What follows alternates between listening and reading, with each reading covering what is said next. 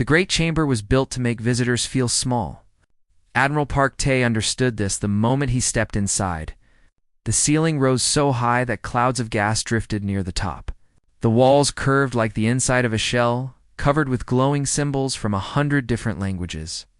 Platforms floated at different heights, each one holding delegates from species that had traveled across the galaxy to be here. Park Tae had spent 30 years in the military. He had fought pirates near Jupiter. He had led the first expedition beyond the Orion Arm.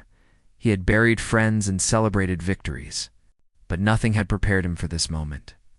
Humanity's first real contact with the galactic community, their first chance to join something bigger than themselves. Behind him stood his team. Ambassador Lee Hanna walked with quiet confidence, her gray hair pulled back tight. She had spent 20 years preparing for this day. Lieutenant Kim Yuna carried the translation equipment, her young face struggling to hide her excitement.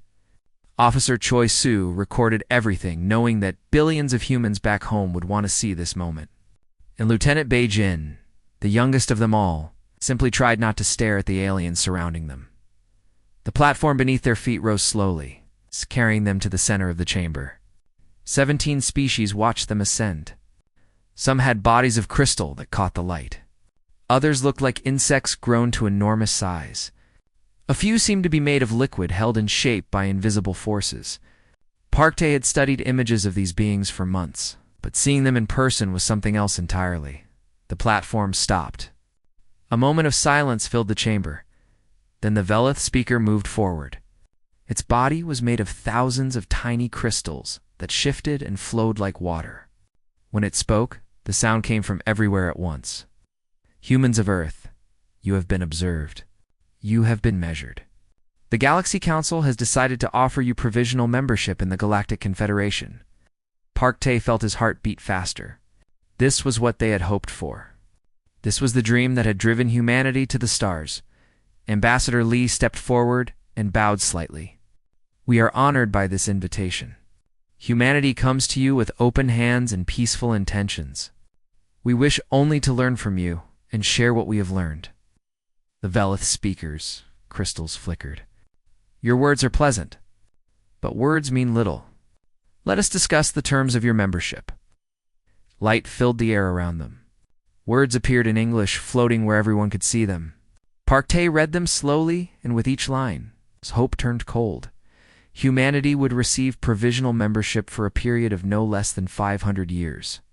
During this time, humans would not be allowed to vote on council matters.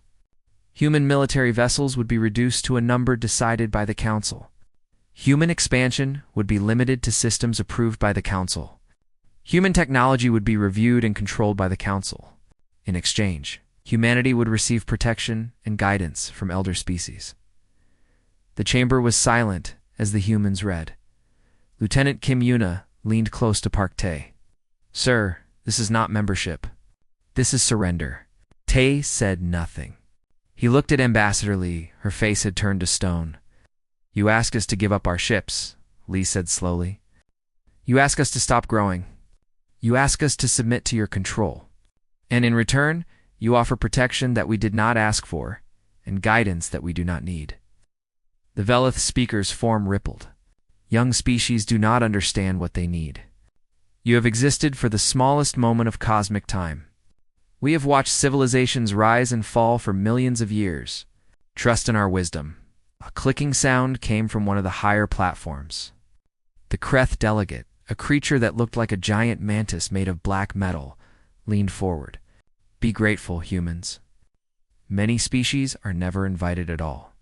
Many are simply conquered. We offer you a place in something greater than yourselves. Your pride is foolish. Park Tae felt anger rising in his chest. He had faced enemies before. He had been threatened and attacked and nearly killed. But he had never been spoken to like a child being scolded. We came here seeking partnership, he said. His voice was calm, but everyone could hear the steel beneath it. We came seeking equals. What you offer is not partnership. It is a cage. Sounds of surprise rippled through the chamber. The Velith speaker's crystals turned a darker shade. You misunderstand your position, it said. You are small. You are weak. You are alone. The galaxy is dangerous, and without the Council's protection, you will not survive.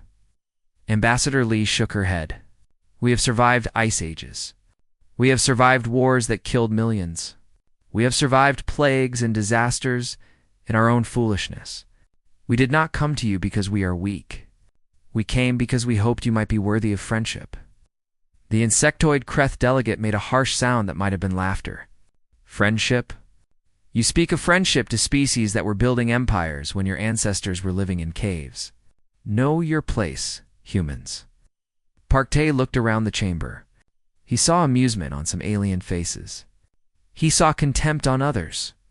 He saw boredom on a few, as if humanity was not even worth their attention. He thought of Earth. He thought of the billions of people watching this moment, hoping for good news. He thought of his daughter, who had told him she wanted to be the first human to visit an alien world. He thought of all the dreams that had brought humanity to this point, and he made a decision. Ambassador Lee, he said quietly, I believe we have heard enough. Lee met his eyes. She understood. They all understood. I believe you are right, she said. The Velith speaker's crystals flashed bright. We have not finished presenting the terms. There is more to discuss. Park Tae removed the translation device from his ear and placed it on the platform floor. The gesture needed no translation. No, he said. There is not. The chamber fell silent. Every alien in the room stared at the small group of humans standing on the central platform. No one moved. No one spoke. It was as if time itself had stopped. Admiral Park Tae turned his back on the Galaxy Council. It was a simple movement, but everyone understood what it meant. Behind him, his team did the same. Ambassador Lee Hanna, Lieutenant Kim Yuna, Officer Choi Soo, Lieutenant Bae Jin. One by one, they turned away from the most powerful beings in the galaxy. You cannot leave, the Velith speaker said. Its voice echoed through the chamber, sharp with disbelief. No species has ever rejected the Council's offer. No species has ever walked away. Park Tae did not look back. Then let us be the first. He began walking toward the exit. His boots made soft sounds against the platform floor. The distance was not far, perhaps 50 steps, but it felt like the longest walk of his life. He could feel thousands of alien eyes burning into his back. He could hear whispers in languages he did not understand. Lieutenant Bae Jin walked beside him. The young man's hands were shaking, but his face was calm. Sir, he whispered, are we really doing this? Yes, Park Tae said. We are. The Kreth delegate rose from its platform. Its metal body clicked and scraped as it moved. Foolish creatures. Do you understand what you are throwing away? Protection, trade, knowledge. The Council offers you everything, and you spit in our faces. Ambassador Lee paused at the chamber door. She looked back at the assembled aliens, her eyes moving from face to face. We came to you with respect. We came hoping to find partners, not masters. You have shown us exactly what kind of partnership you offer. She shook her head slowly. We would rather stand alone than kneel beside you. The doors opened. The humans walked through. Behind them, the chamber erupted into noise.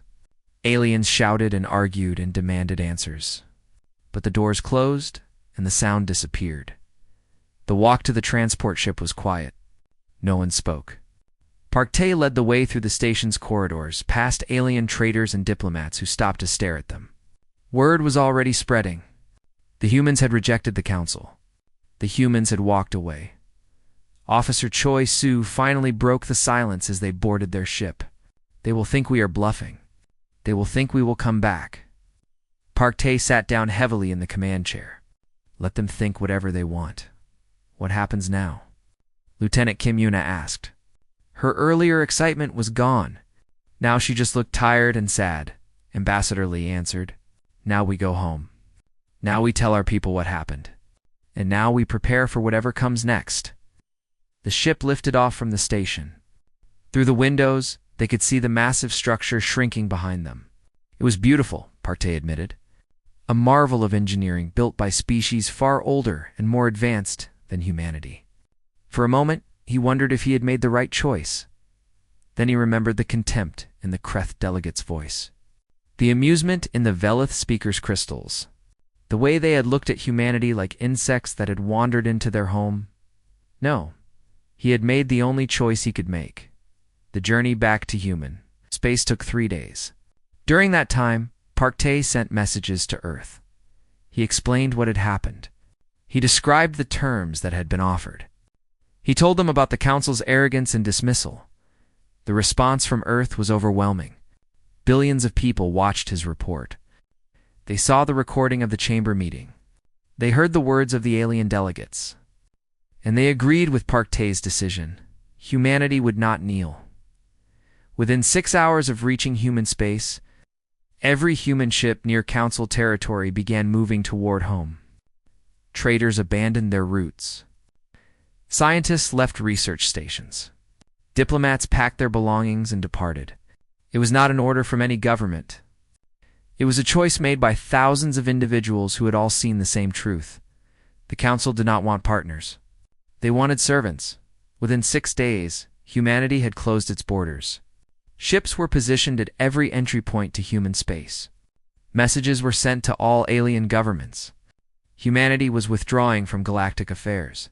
Humanity would not participate in Council activities. Humanity wished to be left alone. Within 6 weeks, the silence became complete. Human frequencies went dark. Human ships stopped appearing at neutral stations. The busy trade routes that had connected human space to the rest of the galaxy became empty. The Galaxy Council watched and waited. Surely, they thought, humanity would change their minds. Surely, they would realize their mistake. A young species could not survive without the guidance of their elders. It was only a matter of time, but time passed. And nothing changed. Lieutenant Beijin, now stationed on a border patrol ship, spent long nights watching the empty space between human territory and the rest of the galaxy. Sometimes he thought about what might have been. He thought about the alien worlds he would never visit, the alien friends he would never make, the wonders he would never see. But then he remembered the Kreth delegate's words. Know your place, humans. And he knew that Park Tae had been right. Some prices were too high to pay. Some compromises destroyed the very thing they were meant to save. Humanity's pride might seem foolish to species that had existed for millions of years. But it was all they had. It was what made them human. In a small office on Earth, Ambassador Lee Hanna wrote her final report on the failed summit.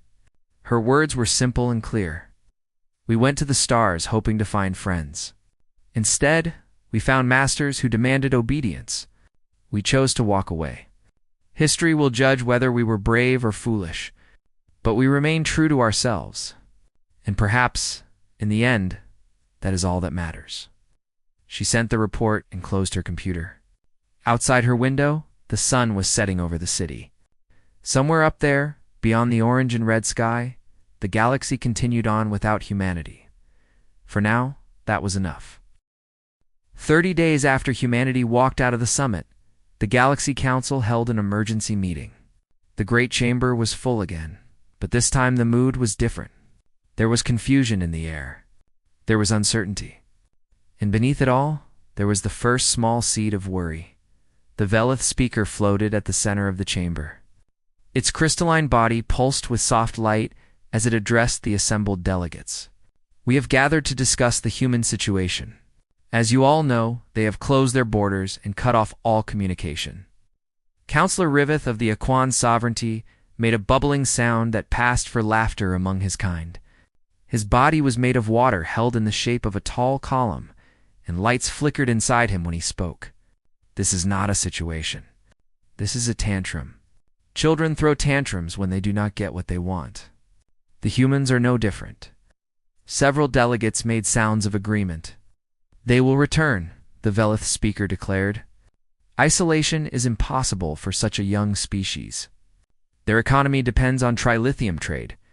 Without access to our markets, they will face collapse within a decade, perhaps sooner.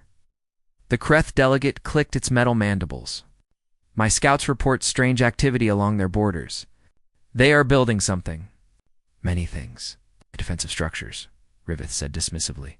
They know they cannot defeat us, so they hide behind walls. Let them. Eventually, hunger will drive them out.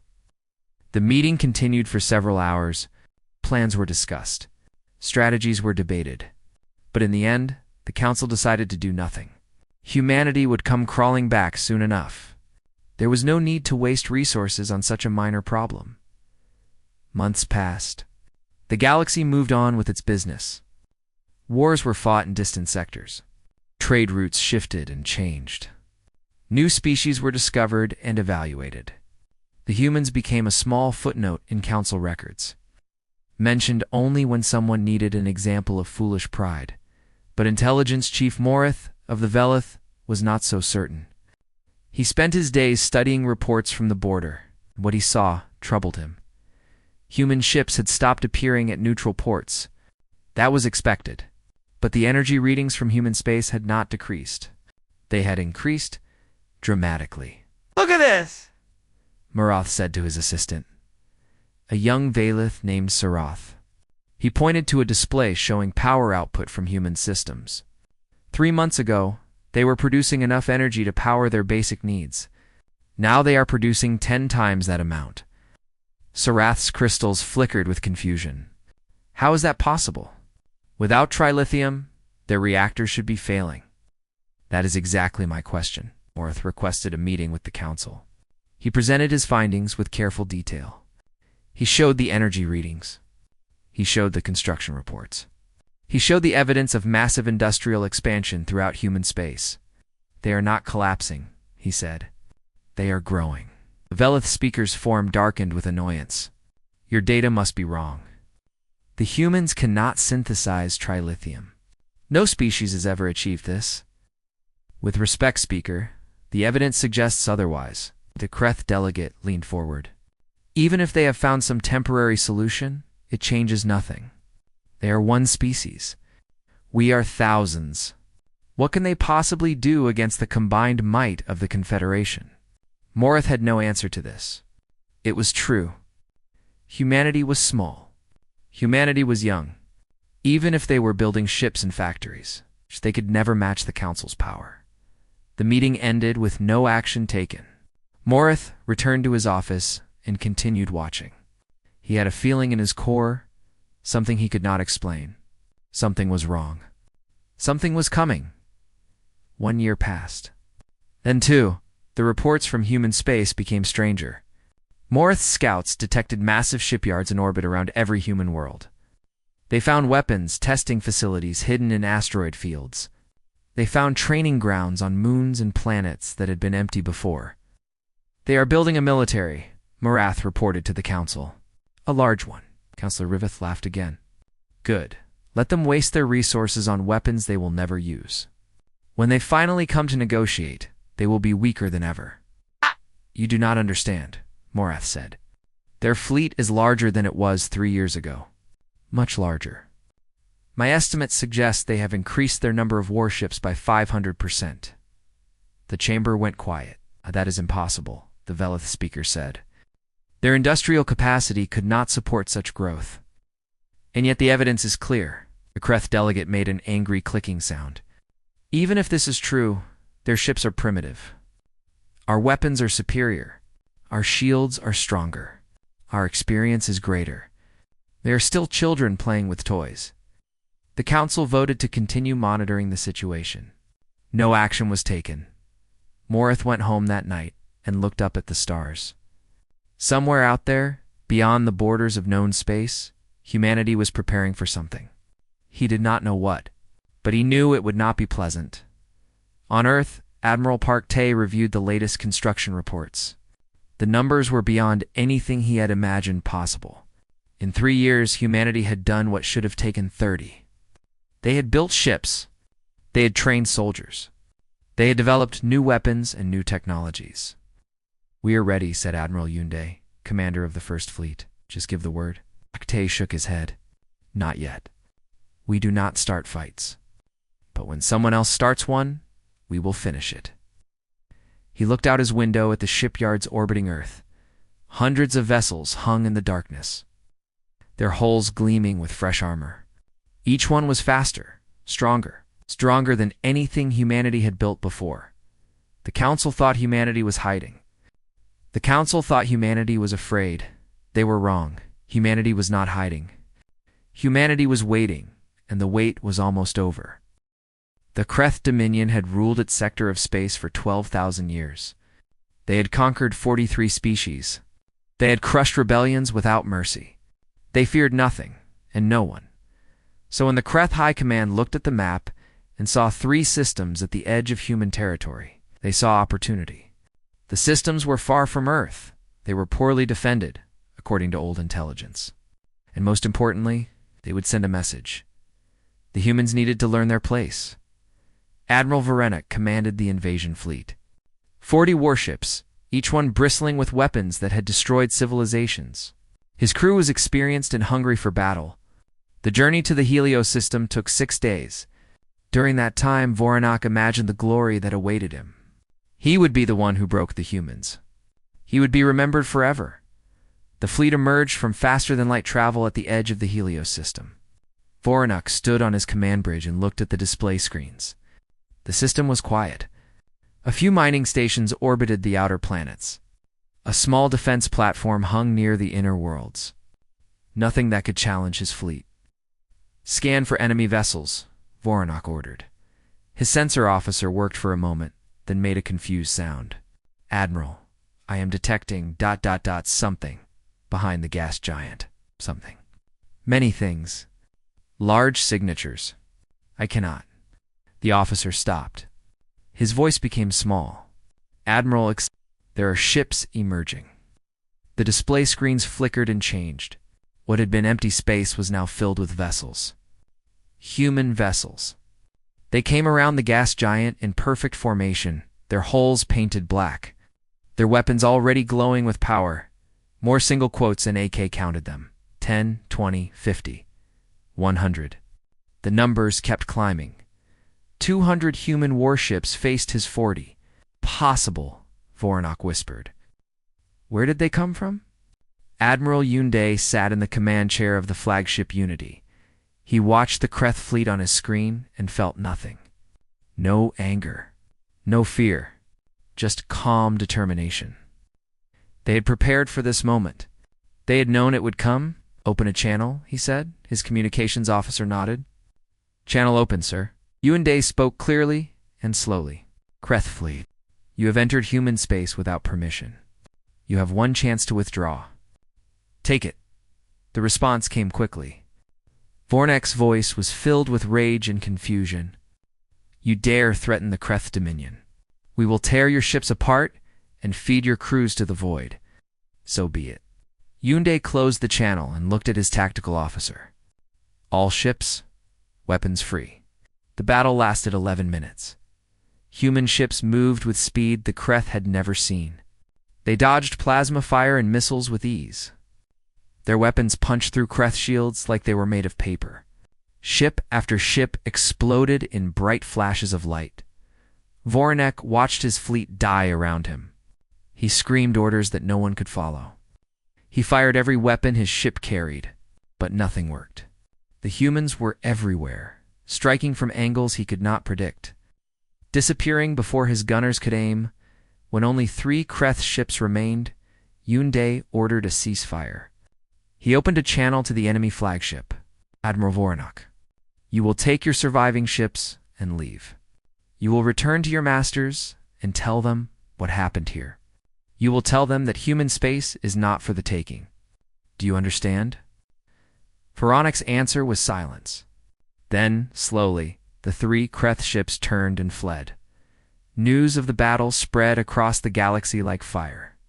The council held emergency meetings. Intelligence reports were demanded and delivered. No one could explain how humanity had built such a fleet. No one could explain how they had become so strong. But the battle at Helios was only the beginning. Within weeks, human ships appeared at 6 different locations across the galaxy. Not to conquer. Not to threaten.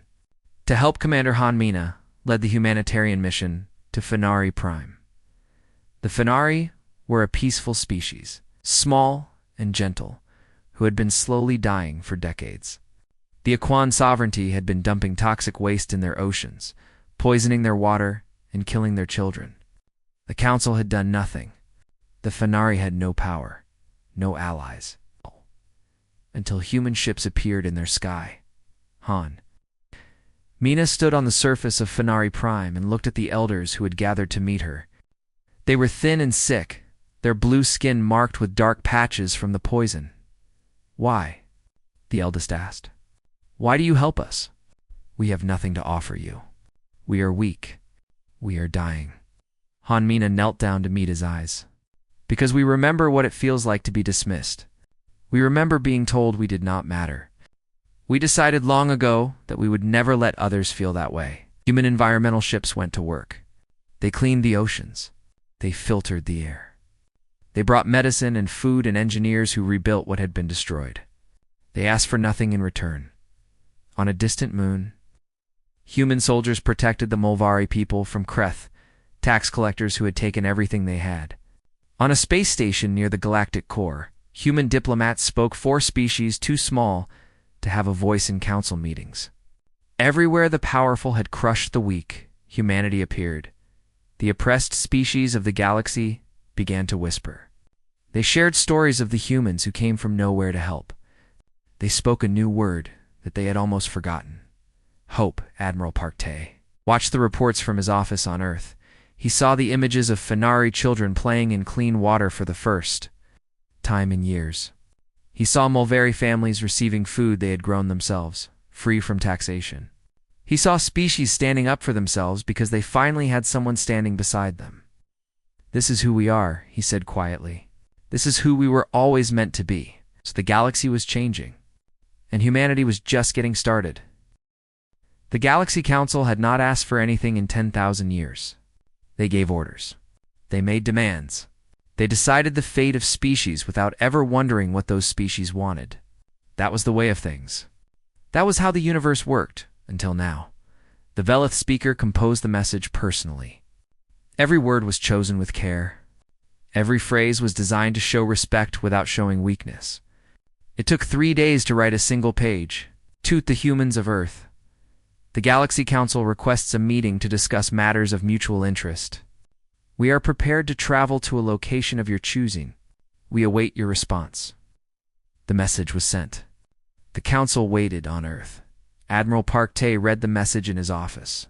He was older now, his hair more gray than black. The last 3 years had changed him. They had changed everyone. "I want to talk," said Ambassador Lee Hannah. She sat across from him, her own copy of the message in her hands. 3 years too late, perhaps. But should we not at least hear what they have to say? Park Tae thought about this. He thought about the Fenari children who were alive because of human help. He thought about the Molvari, who were free for the first time in generations. He thought about all the species across the galaxy who had learned that they were not alone. "Yes," he said finally, "we will hear them, but not in their chamber, not on their terms." The meeting was arranged for a neutral station on the border between human space and the rest of the galaxy. It was a small place, built for trade and travel, nothing special. But it was the first time in 3 years that humans and council representatives had been in the same room. The Velith speaker came personally. It was joined by representatives from 12 species, including Councillor Riveth of the Aquan Sovereignty and a new Kreth delegate who had replaced the one shamed by the defeat at Helios. They walked into the meeting room with careful steps, unsure of what to expect. Admiral Park Tae was already there. With him were Ambassador Lee, Commander Beijin, Commander Kong Nari, who led the security team, Captain Shinwoo. They sat at a simple table and watched the aliens enter. The Velith speaker spoke first. "Thank you for agreeing to meet with us. We understand that our previous encounter was unfortunate." "Fortunate," Park Tae repeated. His voice was flat. "Is that what you call it?" The speaker's crystals dimmed slightly. "We made mistakes. We treated you as we have treated other young species. We did not understand that you were different." "We were not different," Ambassador Lee said. "We were exactly what we appeared to be. You simply did not bother to look." Silence filled the room. Councillor Riveth spoke next, his watery form rippling with discomfort. "We have come to offer a new arrangement. Full membership in the Confederation. Equal voting rights. A seat on the council itself. Your military would remain under your control. Your territory would be recognized and protected. Commander Beijin leaned back in his chair. He remembered standing in the great chamber 3 years ago, young and hopeful, watching that hope die. Now, he was older, wiser, and no longer impressed by alien words. Why now? He asked. Why offer these things today when you refused them before? The Kreth delegate made a harsh sound. Because you have proven your strength. You defeated our fleet. You have built an alliance of lesser species.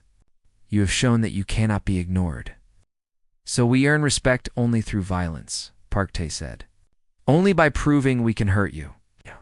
That is the way of the galaxy. Park Tae shook his head slowly.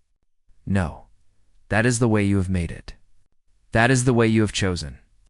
He stood up and walked to the window. Outside, stars filled the darkness. Countless points of light scattered across infinity. We did not want war. We came to you seeking friendship. You offered chains instead. The Velith speaker moved closer. And we regret this. We have discussed it at length. We understand now that we were arrogant. We treated you as children when you were simply ... new. Do you know why we helped the Fenari? Park Tae asked.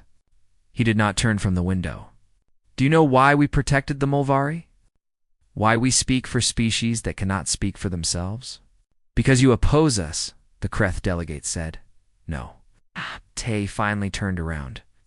Because we remember. We remember being small. We remember being weak. We remember asking for help and being told we did not deserve it. We decided that no one else would ever feel that way if we could prevent it. Ambassador Lee stood and joined him. You ask us to join your council. But your council is built on power, not justice. The strong rule and the weak suffer. Why would we want to be part of that? Then what do you want? The Velith speaker asked. Park Tae looked at the alien faces before him.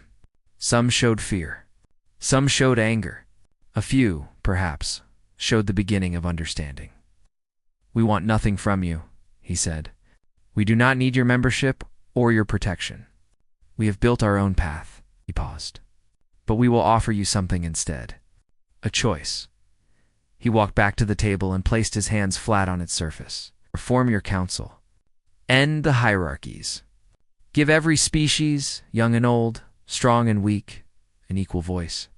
Stop treating the galaxy as a place to be ruled and start treating it as a community to be served. Do this, and in a generation, perhaps we will talk again. The Kreth delegate's metal body clicked with anger. You dare to give us orders? You dare to tell the council what to do? Park Tae smiled, but there was no warmth in it. We are not giving orders. We are leaving again. He picked up his things and moved toward the door. The difference is, this time, you know exactly what you are losing. The human delegation departed. Their ship lifted off from the station and vanished into the darkness between stars. Behind them, the galaxy would never be the same. The old powers faced a choice they had never imagined. The small species they had ignored for so long now had a champion. The rules that had governed the galaxy for millions of years were breaking apart, and somewhere in the void, humanity continued to build, not empires, not conquests, but something better, a future where no one would ever be told. They did not matter because humanity remembered what that felt like, and they had decided to make sure no one felt that way ever again.